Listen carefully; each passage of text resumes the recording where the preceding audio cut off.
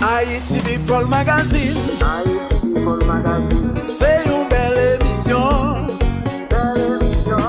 Haïti People Magazine.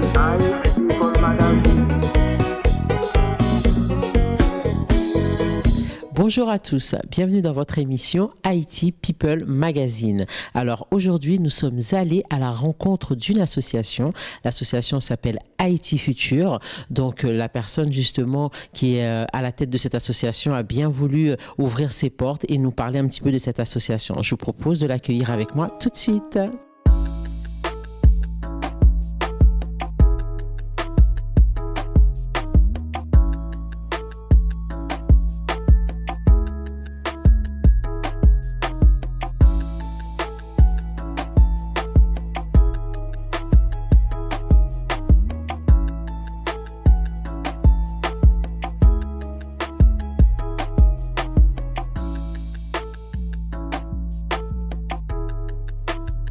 Bonjour Josette, comment ça va? Oui, ça va très bien, merci. En tout cas, merci de nous avoir accueillis dans ton bureau, là où tout se passe pour Haïti Futur. Oui, c'est un plaisir. Alors justement, Haïti Futur, est-ce que vous pouvez nous parler de cette association? Surtout, on voit que cette association existe depuis un bon moment déjà, plus de 21 ans. Donc, parlez-nous un petit peu de Association Futur. Alors, Haïti Futur, c'est une association, donc comme son nom l'indique, c'est pour Haïti, mais pour travailler aujourd'hui pour le futur d'Haïti. Donc, cette association a été créée donc, par moi et quelques membres en 1994 avec 3 objectifs. Appuyer l'éducation en Haïti pour donner une éducation de qualité aux enfants, mais au plus grand nombre. Et deuxièmement, appuyer la culture haïtienne pour faire connaître la culture haïtienne. Et en même temps, on appuie les artistes, les artisans pour qu'ils puissent vendre leurs produits et nous, on les expose. Et troisièmement, c'est appuyer l'entrepreneuriat en Haïti. Donc, appuyer vraiment des entrepreneurs, des personnes qui fabriquent des produits haïtiens, soit pour exporter, soit pour consommer sur place. D'accord. Alors aujourd'hui, Haïti Futur fait beaucoup de choses, puisque comme on parle de l'éducation aussi, pour vous, est-ce que c'est important justement de commencer par là, parce qu'on voit que Haïti Futur est vraiment va vraiment à la rencontre des enfants. Vous avez plusieurs écoles que vous aidez.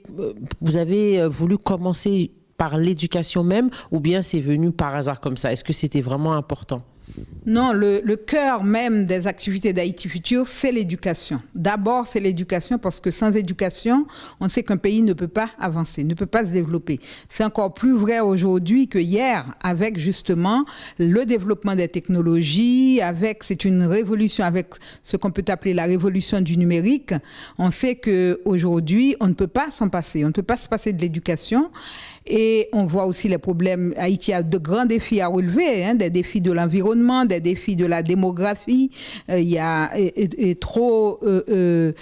sur une île, il y a trop d'enfants qui naissent et qu'on ne peut pas s'en occuper. Eh bien, il faut quand même qu'on contrôle, qu'on puisse faire du planning familial. Il faut aussi voir qu'on puisse nourrir tout le monde, donc la sécurité alimentaire. Donc on voit que pour relever tous ces défis, l'éducation, c'est la clé. Et l'éducation, quand on parle d'éducation, c'est comme une maison. Si on attend pour mettre le toit, si le toit est très bien et la base n'est pas bien, ça ne va pas. Donc c'est pourquoi on a commencé par l'éducation à la base, même si on travaille aussi avec les universités, mais on travaille avec la petite enfance, les écoles primaires, pour pouvoir donner une bonne base dans l'éducation. Et on forme aussi les enseignants. Donc depuis 2010, nous avons entrepris un programme, depuis après le séisme et le tremblement de terre de 2010, nous avons entrepris avec le ministère de l'Éducation nationale en Haïti un programme qu'on appelle un programme d'éducation par le numérique. Donc on met des tableaux numériques dans les écoles et on développe les cours, les contenus de cours et on travaille actuellement avec environ 200 écoles dans le pays, sur tout le territoire. Et il y aura aussi, donc pour ça, il faut mettre des tableaux numériques, il faut mettre aussi l'électricité, et il faut aussi faire les cours, former les enseignants. Donc, et le ministère va démarrer un autre programme là en mettant 500 écoles équipées, qui vont être équipées de panneaux solaires, équipés aussi de tableaux numériques et pour la formation des enseignants. Alors pour ça, il faut bien sûr aller beaucoup en Haïti. Est-ce que vous avez quand même des aides au niveau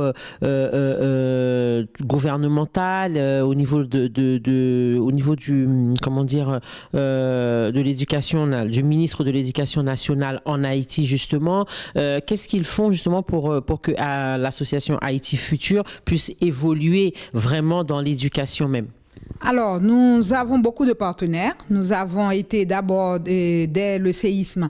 Avant, il faut dire, c'est une association qui ne recherchait pas de subvention. Jusqu'au niveau du séisme, pendant 16 ans, nous avons fonctionné sans subvention. Mais quand le tremblement de terre s'est passé, on a fait appel à la Fondation de France qui nous a accueillis, qui nous a donné les premières subventions pour commencer d'expérimenter ce programme. Donc, après, nous avons eu l'aide de Électriciens sans frontières. C'est Électriciens sans frontières qui va travailler pour l'électrification des écoles. Après, nous avons eu récemment l'aide de l'AFD, l'Agence française de développement, pour pouvoir développer les contenus numériques. Et la plus grande force de l'association, ce sont ses bénévoles. C'est des Haïtiens, des Français, des personnes qui nous appuient, des organisations qui nous appuient. C'est aussi les artistes haïtiens qui viennent et qui nous permettent aussi de faire des manifestations sans forcément demander d'être rémunérés. Donc, il y a aussi le ministère qui, nous appuyons le ministère pour que le ministère puisse appuyer ce programme. Parce que quand le programme aujourd'hui, c'est un programme qui est appuyé par la Banque mondiale, mais c'est l'État qui peut demander cet appui. Nous, Haïti Futur, on accompagne le ministère pour que le ministère puisse, pour lui apporter l'expertise, pour que le ministère puisse mettre ça dans les EFACAP, dans ses structures et dans les écoles. Donc, la prochaine étape, c'est 500 écoles publiques, 50 écoles par département, qui vont être équipées du tableau numérique, qui vont être électrifiées. Les enseignants vont être formés et ce sont que les écoles du ministère. Donc, nous, ce ne sont pas nos écoles. Nous, on vient en appui et on a aussi des équipes sur place en Haïti qui travaillent aujourd'hui, qui sont formées. On a déjà formé plus de 1000 enseignants à utiliser le tableau numérique et toutes les vacances scolaires, on forme des centaines d'enseignants pour pouvoir apprendre à mieux enseigner et à enseigner avec le tableau numérique. Alors justement, combien d'écoles aujourd'hui que Haïti Futur a mis en place en tout en Haïti? Alors aujourd'hui, on peut dire en général, au total, il y a à peu près 200 écoles qui sont équipées. Alors l'ouragan Mathieu a détruit quand même pas mal d'écoles dans le pays, donc on est en train de recommencer à reconstruire celles qui ont été détruites.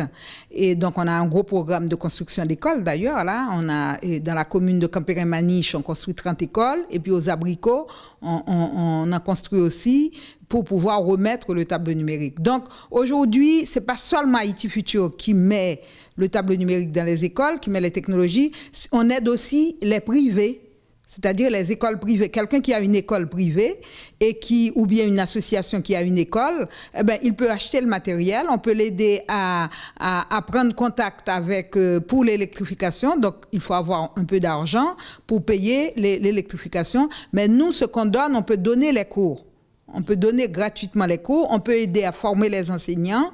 Donc, Haïti Futur accompagne le privé, le public, les associations qui ont besoin d'équiper leur école. Et on a aussi lancé un programme qui s'appelle « Adopter une école à moderniser ».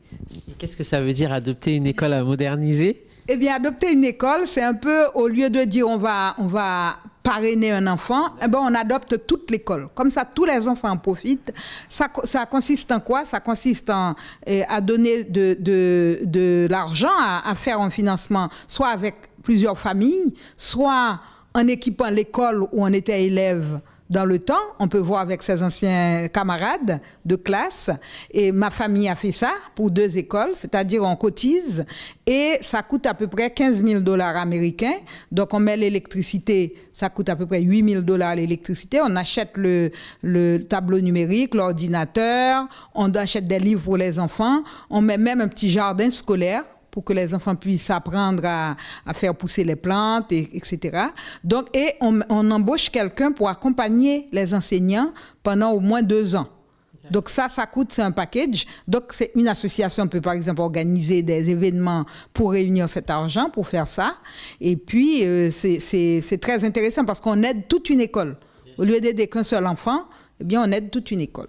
Alors, c'est vrai que tout à l'heure, on a parlé des adhérents, des gens, que vous avez énormément de personnes qui sont adhérées dans cette association, à peu près 300 adhérents, et ça vous permet aussi de réaliser beaucoup de choses, des événements, dont l'année dernière, cet été, je crois, vous aviez fait organiser un événement qui était vraiment très bien, j'y étais, c'était vraiment formidable, et après cette organisation-là, est-ce que vous récoltez réellement des fonds pour pouvoir justement aider, parce qu'on a vu qu'il y a eu des tableaux, il y avait plein de choses, il y avait plein d'artistes qui ont exposé. Donc comment ça s'est passé? Est-ce que vous avez un réseau d'artistes justement, d'artistes peintres ou voilà, autres qui sont là justement pour pouvoir répondre présent lorsque vous faites des expositions en France et des événements comme celle de cet été? Oui, c'est vrai que cet été, nous avons organisé donc le Festival des Grands Voisins. D'ailleurs, on a fait un catalogue aussi qui est en vente, qui est en vente à 25 €, que vous pouvez vous procurer. Et ce festival, en fait, c'était vraiment un festival qui a duré 5 jours. Qui a commencé à la fête de la musique, c'était vraiment pour la promotion de la culture haïtienne. Alors, ce qui a été vraiment important dans ce festival, on n'a pas tellement récolté de fonds parce que c'était pas vraiment le lieu pour vendre. Et ce qui a été vraiment important, c'est que on a pu avoir la collaboration des artistes haïtiens ou amis d'Haïti qui sont venus spontanément. Donc, on n'a pas eu à payer. Normalement, c'est un festival qui devrait coûter très cher. Mais on a eu des Haïtiens qui sont venus spontanément. Souvent, on dit que les Haïtiens, l'union ne peut pas faire la force. Mais là, l'union a fait la force. On a eu vraiment les commissaires de l'exposition, Henri Roy, Elodie Barthélemy, Eddy Saint-Martin, plus Atissou, plus... On a eu vraiment une spontanéité, des gens qui se sont dévoués. Ça a vraiment démontré que les Haïtiens, quand ils se mettent à travailler ensemble, eh bien, on peut être une grande puissance. J'ai dit même Haïti, c'est une puissance culturelle. Ça bouge parce que ça a été une très bonne ambiance pendant 5 jours. Vous savez que le 21 juin, le soir de la fête de la musique, ils ont dû fermer le portail parce qu'il y avait 1500 personnes à l'intérieur. Imaginez un événement. Donc, c'est même considéré comme l'un des plus grands événements de l'été. Et c'était Haïti qui était à l'honneur, mais on a ouvert à nos voisins aussi de la Caraïbe, nos voisins de l'Afrique, nos voisins, parce que c'est pour ça qu'on dit Haïti aux grands voisins. Il y avait les petits voisins aussi qui étaient là. Alors justement, est-ce que c'est quelque chose qui va être répété aussi l'année prochaine? Parce que ça a eu quand même du succès. Est-ce que vous allez pouvoir refaire ça l'année prochaine aussi? Alors, c'est un événement qui a eu du succès. On était ravis. On était vraiment contents de pouvoir présenter au public français un festival, un peu, je dirais, toute la diversité de la culture haïtienne, qui est une belle culture, une culture forte. Mais ça a demandé tellement de temps, tellement de préparation, parce que c'est une programmation qui était... il y a beaucoup de gens qui ont dit ça fait longtemps qu'ils n'ont pas vu une telle programmation. Parce que c'est pas en un jour, c'est 5 jours. Donc c'est en 5 jours, mais ça a mis plusieurs mois à se faire, et pratiquement sans sponsoring. Donc, heureusement que les artistes n'ont pas été gourmands et ont été vraiment bénévoles. Et puis, on a eu plus d'une centaine d'intervenants. Donc, c'est un événement, à mon avis, ce qu'on aimerait faire, en fait, on aimerait que cet événement puisse continuer, mais que ça puisse aller dans d'autres pays d'Europe. Nous, on pourrait aider, ou d'Afrique, ou ailleurs, mais peut-être qu'en France, c'est peut-être tous les 3 ans On pourrait refaire quelque chose comme ça. Donc, je lance d'ailleurs un appel à tous ceux qui voudraient aussi nous rejoindre pour organiser des événements comme ça, parce que Haïti Futur seul n'aurait pas pu organiser ça. Donc, ça nous démontre que quand on se met ensemble, on peut vraiment réaliser de belles choses. Tout à fait. Alors, on parle aussi de Haïti Futur en tant que en formation. Donc, je sais que vous faites venir aussi des personnes en formation ici et après qui repartent en Haïti. Est-ce que vous pouvez nous parler de cette ce que vous mettez en place, de ces formations-là que vous mettez en place en France et pourquoi avoir choisi justement de faire ça à Paris? Oui, alors nous avons une bourse, nous avons mis en place, et surtout après le tremblement de terre, une bourse qui s'appelle la bourse Valencia Montgérard. Valencia Montgérard, c'est une jeune fille qui était vraiment exemplaire, qui est décédée malheureusement, qui avait fait ses études en France et qui est décédée au moment du séisme. Elle venait de rentrer en Haïti, même pas un mois après sa rentrée, son retour. Et là où elle avait fait son stage au groupe Alpha, ce qui est une entreprise, et elle était tellement appréciée que le président du groupe Alpha m'a demandé mais qu'est-ce qu'on peut faire? Et j'ai dit j'ai proposé de faire une bourse en son nom et pour faire venir tous les ans un jeune ou une jeune en économie du développement qui a fini ses études universitaires en Haïti et faire venir, nous avons eu donc un accord avec l'université de Marne-la-Vallée, donc c'est un partenariat tripartite avec Haïti Futur, le groupe Alpha, l'université Marne-la-Vallée. Et on a vraiment des étudiants qui sont arrivés, qui sont au top. Et donc, on les sélectionne en Haïti même avec le groupe Croissance, avec Farel. Justement, comment vous sélectionnez ces étudiants? Puisqu'il y en a quand même beaucoup qui demanderaient à venir. Donc, comment vous les sélectionnez? Sur quels critères? C'est vrai. Alors, les critères sont de deux types. Premièrement, les critères académiques, c'est-à-dire il faut vraiment avoir de bons résultats scolaires, mais ça ne suffit pas. Parce qu'on sait bien qu'en Haïti, si les résultats scolaires suffisaient, on aurait déjà de très bons dirigeants, le pays ne serait pas comme ça. Donc nous, on attribue 50% aux résultats scolaires, donc on fait un premier recensement et au premier recrutement, et deuxièmement, on attribue 50% à la personnalité des candidats. C'est important, la personnalité. C'est très, très important pour nous. C'est aussi important parce qu'on peut très bien travailler à l'école et être quelqu'un qui est monstrueux, qui n'est pas sérieux. On a beaucoup de gens très brillants qui sont pas sérieux. Donc nous, on voulait vraiment avoir des personnes non seulement qui ont de bons résultats scolaires, de bons résultats académiques, mais surtout qui a une personnalité, qui pense aux autres, qui soit sérieux, qui soit intègre. Des gens dignes quand même pour représenter cette bourse, parce que Valencia Montgérard, c'était une jeune fille vraiment qui a laissé des traces dans l'université, là où elle a vécu. Donc, on a eu, depuis 2010, donc beaucoup sont retournés. Par exemple, il y a un qui travaille au SIAT, pour l'aménagement du territoire. On a une jeune fille qui travaille à la BID, une qui travaille au groupe Croissance, au ministère du Commerce et de l'Industrie. Donc, on a vraiment de bons résultats et l'université nous a félicité. Et donc, le groupe Alpha aussi, je pense, est très content de la marche de cette bourse. Et ces étudiants doivent donner aussi un peu de temps à Haïti Futur, donc ils sont bénévoles dans Haïti Futur. Donc, et ce sont les anciens qui recrutent les nouveaux maintenant au fur et à mesure. Donc là aussi, je fais appel aux Haïtiens qui veulent aider, qui veulent aussi contribuer et pour des bourses, parce qu'en Haïti aussi, on fait de la formation pour les artisans. Donc, on fait aussi appel pour nous rejoindre, pour ceux qui veulent aider, ceux qui veulent être bénévoles aussi au sein de l'association. Vous êtes bienvenus. Haïti, c'est un pays qui, justement, autrefois, était autosuffisant pour son alimentation et on était peut-être pas riche, mais on vivait dignement. Et depuis quelque temps, on voit depuis quelques décennies, Haïti dégringole. Donc, cette idée-là de travailler avec les artisans, c'est pour dire que Haïti ne doit pas vivre de la mendicité internationale. Haïti doit pouvoir compter sur ses propres forces, sur le travail, sur la force de ses artisans, de ses artistes, pour remonter la pente. Même si on a besoin d'aide, parce que quand on traverse une mauvaise passe, on a besoin d'aide, on a toujours besoin d'un soutien, mais il ne faut pas que Haïti vive de l'assistanat. Il faut que Haïti puisse se relever. Donc, je pense que la meilleure façon de manifester cette dignité de Haïti, c'est le travail. Donc, c'est aider les artisans, leur amener des outils. Par exemple, on a électrifié plusieurs ateliers de couture, de sculpture. On a fait des crèmes glacées, un atelier de crèmes glacées avec le lait du pays, avec les fruits du pays. Il faut vraiment transformer ce qu'on a. Là, on a fait avec quelqu'un de Pernod Ricard, on l'a amené en Haïti, qui a produit un rhum, parmi les meilleurs rhums du monde, déjà, qui est vendu aux États-Unis et qui va être vendu en France, le rhum Bookman. Et donc, on accompagne, nous, pour que Haïti retrouve sa dignité. Pour nous, c'est très, très, très important. C'est pas une question de faire beaucoup d'argent. On a besoin d'argent. C'est le nerf de la paix. Hein? On dit que c'est le nerf de la guerre, mais c'est le nerf de la paix aussi.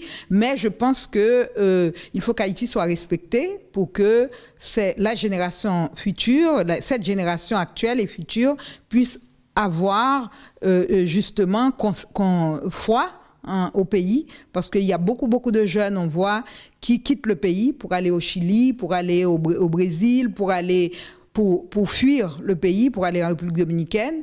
Mais nous, on est convaincus que Haïti, si vraiment le pays est mieux aménagé, s'il y a une décentralisation, on a des endroits encore aujourd'hui vierges dans le pays. Il y a beaucoup de choses à faire. C'est un beau pays. Donc, il faut que les Haïtiens reprennent foi en leur pays et appuient justement l'agro-industrie, appuient justement tous ces talents-là pour que ce soit ces talents pour qu'on puisse fasse la relève. Exactement.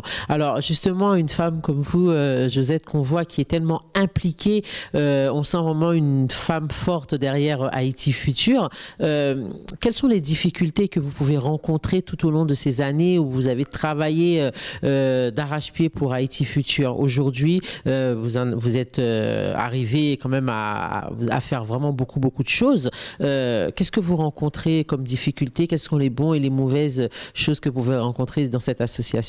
Alors, je vais commencer par les bonnes choses. C'est mieux. Alors, je suis une personne optimiste. Donc, les bonnes choses, c'est quand on voit, par exemple, quand on prend un enfant par la main, comme dit la chanson, et qu'on voit après quelques années, on rencontre cet enfant où je passe quelque part, j'entends Madame Josette.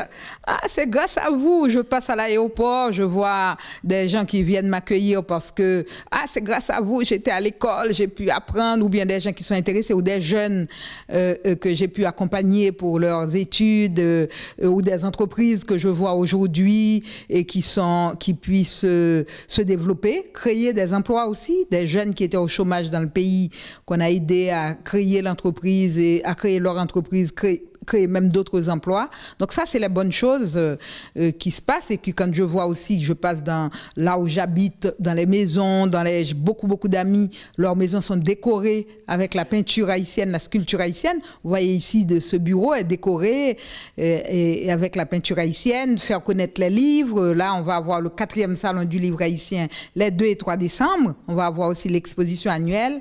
Les gens viennent acheter leurs cadeaux. Donc ça, c'est les bonnes nouvelles.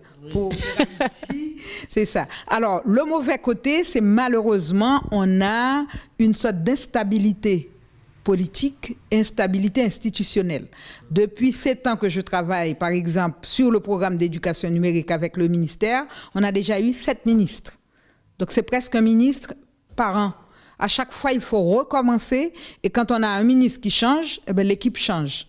Donc, les personnes avec lesquelles on avait l'habitude de travailler sont partis et il faut recommencer à leur expliquer. Donc, ça prend du temps. Ça met en retard le programme. Et puis, parfois, on tombe sur un ministre qui était très, très entiché du programme. Et on tombe sur un autre qui aime moins bien ou qui a d'autres chats à fouetter.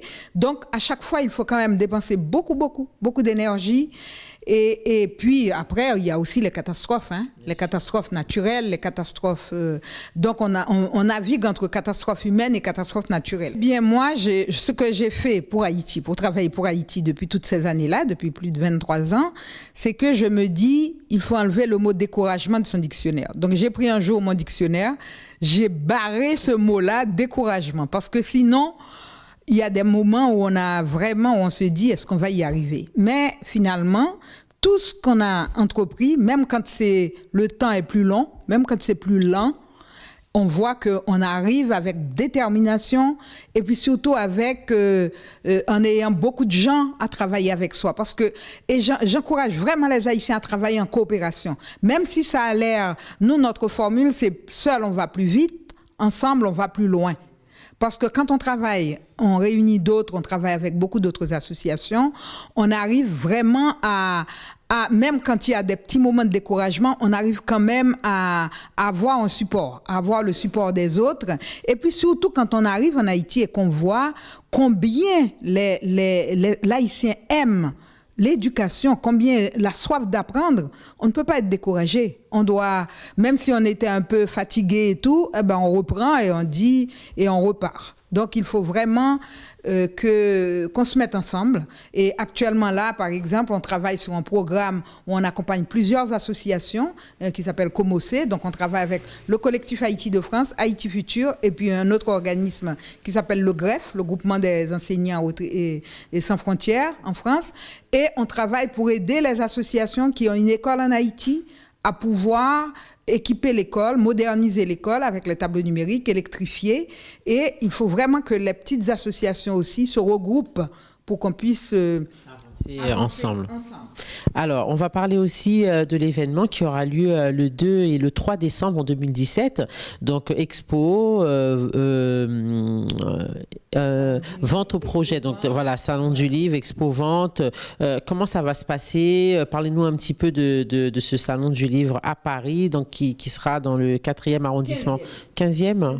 D'accord, 15e arrondissement. La Motte Piquet, et c'est 17 rue de l'Avre, à côté de la Motte Piquet Grenelle. Mais ça va être la 23e édition.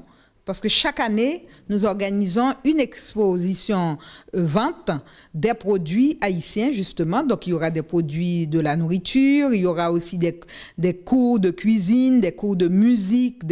C'est vraiment toute la culture haïtienne. Vous pouvez venir acheter vos cadeaux de Noël. Cette année, c'est les samedis 2 et dimanche 3 décembre 2017. À partir de 10h, l'entrée est libre. Et il y a aussi le salon du livre haïtien, c'est la 4e édition du Salon du Livre.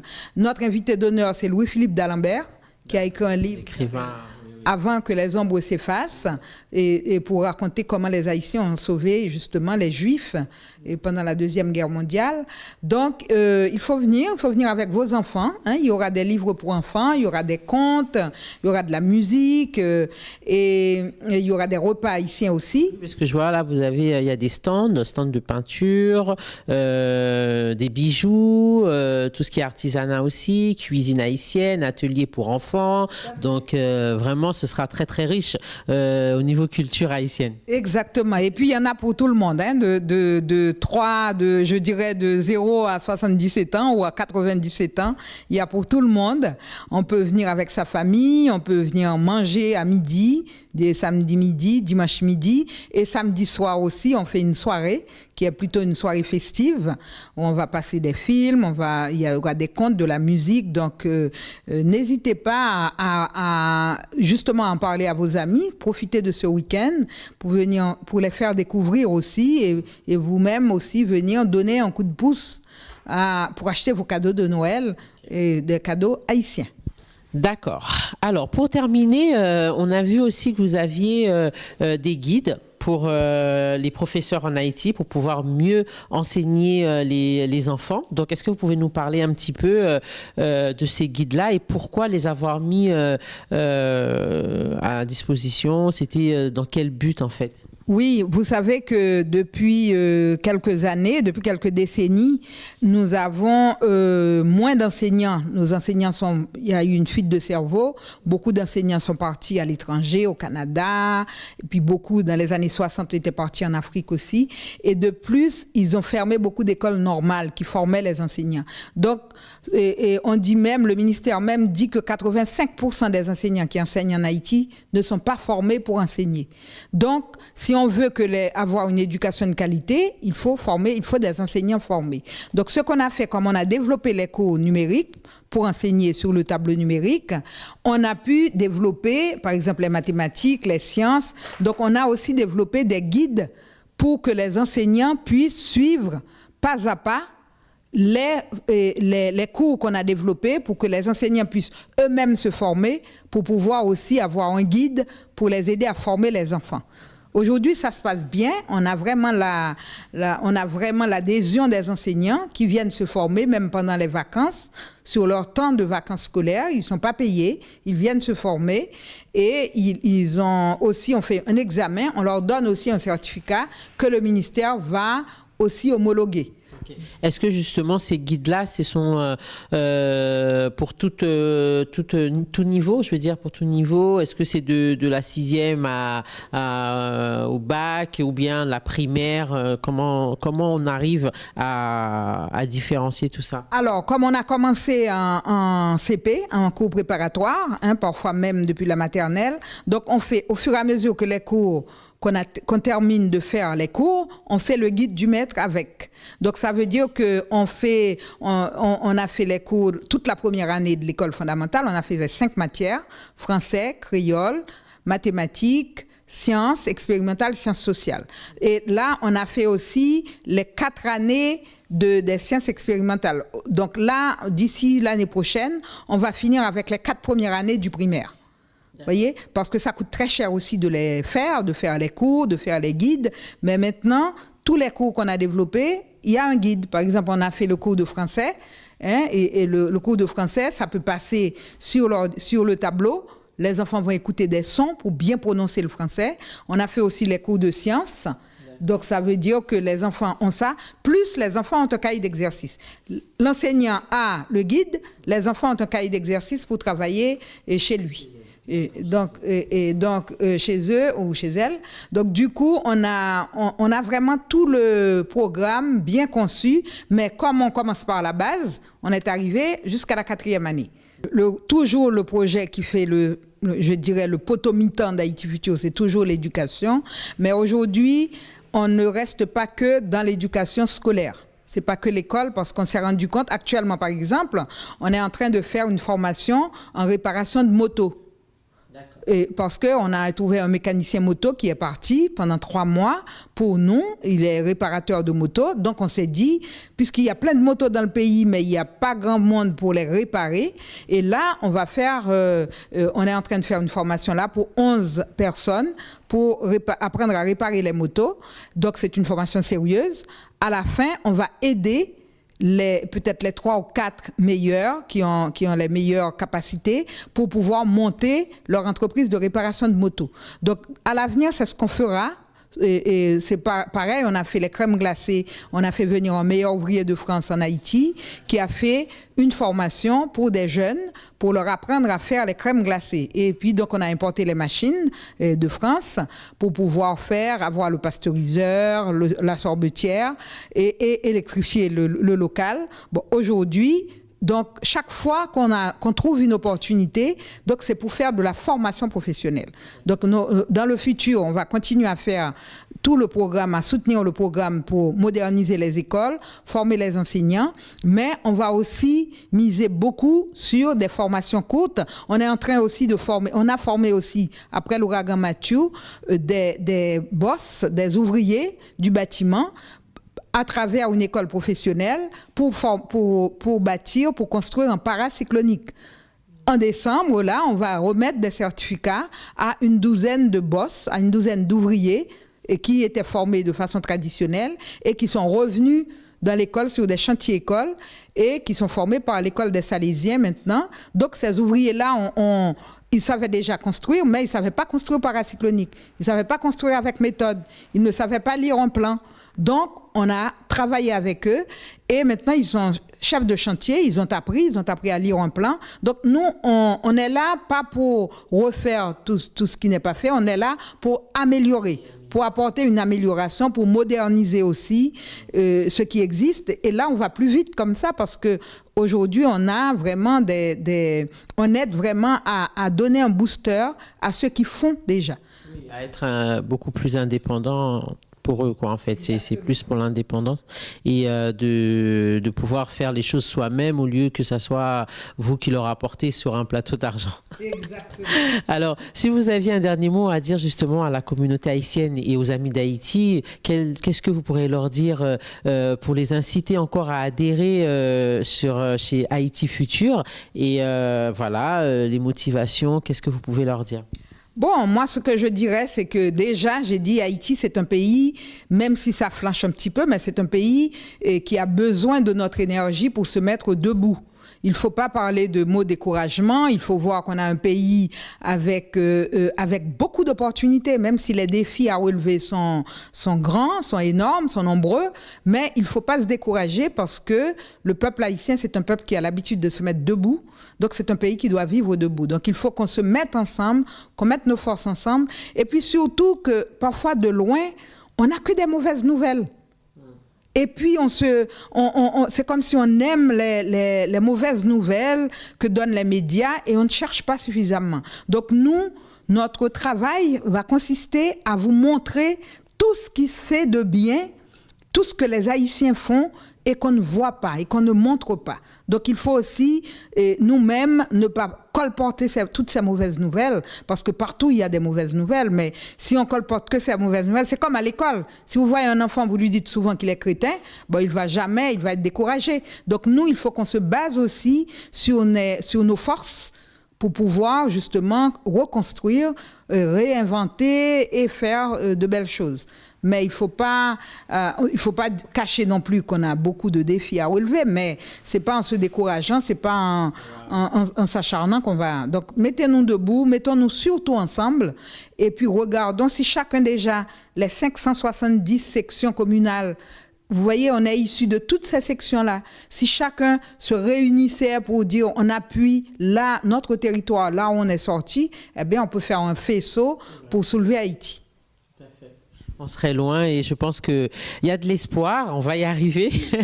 Merci beaucoup Josette de nous avoir accueillis. Nous étions justement avec Josette dans les bureaux de Haïti Futur, donc qui nous a accueillis et j'espère que cette émission vous a plu. Quant à nous, on se retrouve très très très bientôt sur OM5 TV dans votre émission Haïti People Magazine. À bientôt. Haïti People Magazine. Haïti People Magazine.